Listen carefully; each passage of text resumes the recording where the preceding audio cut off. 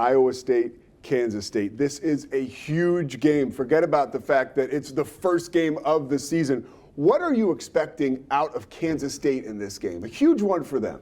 I'm interested to see how much do they run Avery Johnson early. We know how dynamic he is off script. There will be plays that Avery Johnson makes where he breaks the pocket, breaks contain.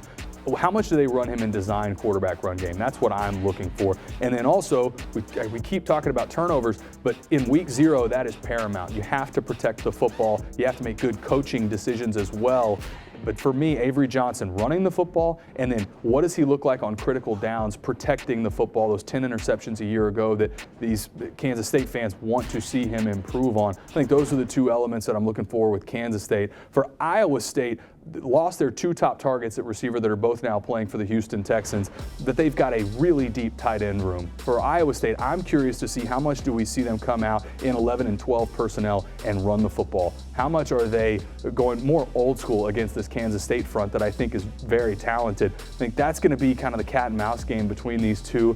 But the quarterback play between Rocco Becht and Avery Johnson is fantastic. And as long as they've had these week 0 matchups that have been played in London or in England or wherever else across the pond, this is the best one that we've had. I'm fired up for this game. Iowa State, their defense was ravaged by injury last year. But as a quarterback, right, Rocco Becht talks about it. It's almost impossible to go against Matt Campbell's 3-3-5 defense in practice.